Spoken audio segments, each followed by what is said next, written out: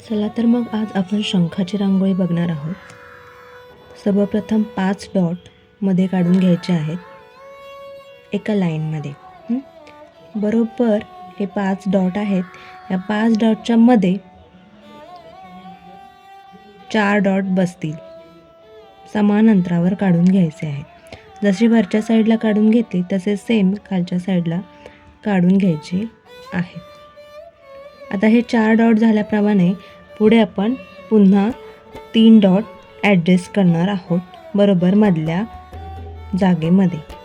जसं वरती झालं आहे तसं सेम टू सेम खालच्या साईडने सुद्धा करायचं. आता 5 नंतर 4 झाले, नंतर 3 झाले. आता हे 2 डॉट सेम टू सेम. आता वरून 1 डॉट. आता आपला हा अशा प्रकारे शंकरपाळीच्या आकारासारखे डॉट काढून झालेले आहेत. आता आपण आकार देऊया. सर्वप्रथम पहिला आणि त्याचे खालचे 2 डॉट अशा प्रकारे जोडायचे. त्याच्यानंतर खालचे 3 डॉटची लाईन जी आहे ती अशा प्रकारे जोडायची. सेम त्याच्या खाली 4 डॉटची लाईन जोडून घ्यायची आहे व्यवस्थित. आता इथून असं चक्र तयार करायचं आहे.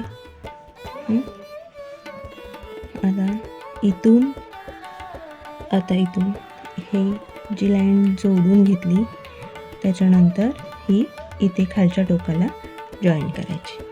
आता सेम हा डॉट जो चौथ्या लाईनचा हा दुसरा डॉट आहे तो इथे खाली जोडायचा.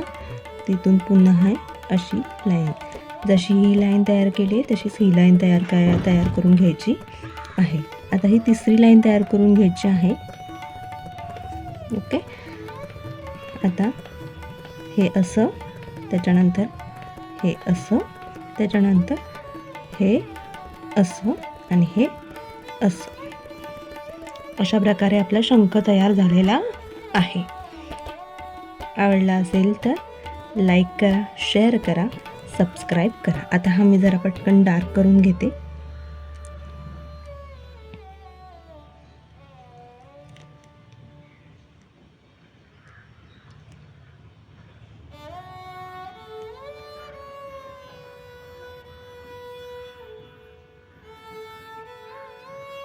बघा, हा अशा प्रकारे शंख तयार झाला आहे.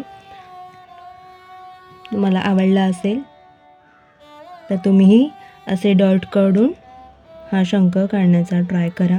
नक्की तुम्हाला सुद्धा जमेल. ठीक आहे. आवडलं असेल तर माझ्या चॅनलला लाईक करा, शेअर करा, सबस्क्राईब करा. Thank you for watching.